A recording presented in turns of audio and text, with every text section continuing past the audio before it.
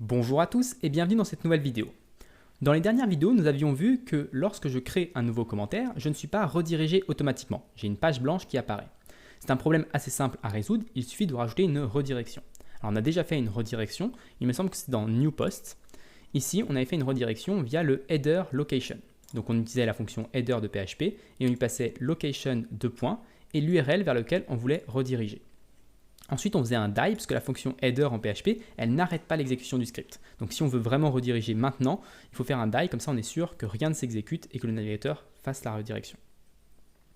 Donc maintenant, comment faire ça de notre côté? C'est un peu le même système, c'est-à-dire qu'on va appeler la fonction header, je vais y passer location : et l'URL vers lequel je veux rediriger. Donc après l'insertion d'un nouveau commentaire, je veux rediriger vers post.php, vers l'affichage d'un post unique.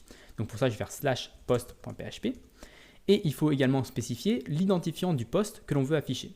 Donc pour ça, on va lui passer l'identifiant en paramètre get, donc après le point d'interrogation dans l'URL, id égale, et ici je dois lui passer l'identifiant 1, 2, 3, 4, l'identifiant du post sur lequel on veut rediriger. Moi, l'identifiant, il est stocké dans la variable $_post post-id. C'est l'identifiant que la personne a envoyé lors de son formulaire pour insérer un commentaire pour ce post-là. Donc on va rediriger vers ce post-là, c'est assez logique. Donc je vais le rajouter à la fin de la chaîne de caractères avec un point, donc pour rajouter à la fin avec un point ici. Je rajoute le point virgule à la fin et je mets quand même le die. Alors même si dans ce cas-là, il n'est pas indispensable, vu qu'il n'y a rien après la fonction header, de toute manière, PHP ne va rien exécuter après la fonction header. Mais je préfère toujours le mettre, comme ça, j'oublie jamais de le mettre et c'est une bonne, on va dire, pratique à avoir. Mais si vous ne voulez pas le mettre dans ce cas-là, c'est totalement possible. Tant qu'il n'y a rien derrière, ça fonctionnera de la même manière. Donc maintenant, on n'a plus qu'à tester notre code, tester notre direction. Donc je vais aller ici, je suis sur un article, je vais taper auteur Thibaut et commentaire test. Envoyer mon commentaire et là on voit bien que je suis redirigé et que j'ai bien Thibaut.test qui apparaît immédiatement sans avoir besoin de manipuler l'URL. Donc c'est parfait. Maintenant, on a un problème avec notre création de commentaires, c'est qu'on ne valide absolument pas les données. Donc, par exemple, si je crée un commentaire ici et que je ne lui envoie aucun auteur et que je clique sur envoyer un commentaire, on obtient un commentaire qui n'a pas d'auteur. Donc ça, c'est quelque chose qu'on ne veut pas. Et même chose, on ne veut pas un commentaire avec qu'un auteur et pas de message à proprement parler. Donc comment faire ça? On a déjà fait une validation, c'était dans New Post également. On avait fait une validation avec un tableau d'erreur. On avait créé un tableau d'erreur vide.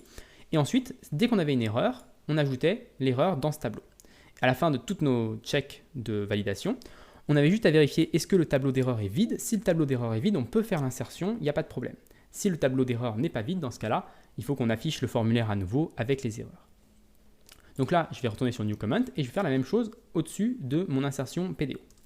Donc je vais créer un tableau d'erreur vide, ici. Je vais faire un if empty $_post author. Donc si l'auteur est vide, je vais rajouter une erreur pour l'auteur qui va être l'auteur est requis. Je vais faire la même chose pour le body, donc if empty $_post body, errors body égale le commentaire est requis. Une fois que j'ai fait ça, j'ai mon erreur qui est publiée en fonction des problèmes qu'il y a eu de la validation. Donc je peux juste vérifier s'il n'y a pas eu d'erreur. Donc si empty errors, donc si le tableau d'erreur est vide, ça veut dire qu'il n'y a pas eu d'erreur, et donc je peux mettre mon insertion à l'intérieur de ce if. Si le tableau erreur n'est pas vide, ça veut dire qu'il y a eu des erreurs, dans ce cas-là on va rediriger vers post.php, donc vers le formulaire, et il faudra qu'on trouve une solution pour afficher les erreurs. On ne verra pas ça dans cette vidéo parce que ça va être un petit peu plus compliqué, il va falloir mettre en place certains autres systèmes. En attendant, on a une petite simplification qu'on peut faire ici. Ligne 14, on crée la variable $PDO et on l'utilise uniquement ligne 15. Donc ça ne sert à rien d'avoir une variable si c'est pour l'utiliser une seule fois. Donc je vais juste remplacer $PDO par PDO ouvrir parenthèse fermez parenthèse et supprimer ma ligne 14.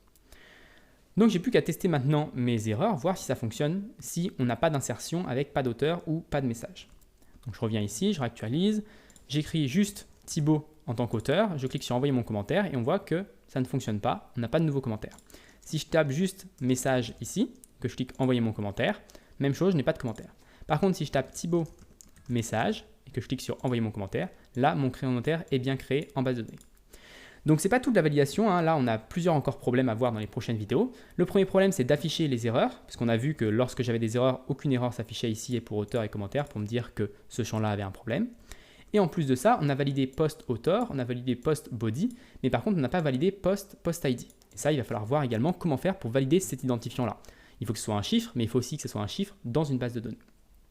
Donc voilà pour cette vidéo, j'espère qu'elle vous a plu. Si elle vous a plu, n'hésitez pas à vous abonner et à la partager. Et moi je vous donne rendez-vous très rapidement dans une autre vidéo de PHP sans framework.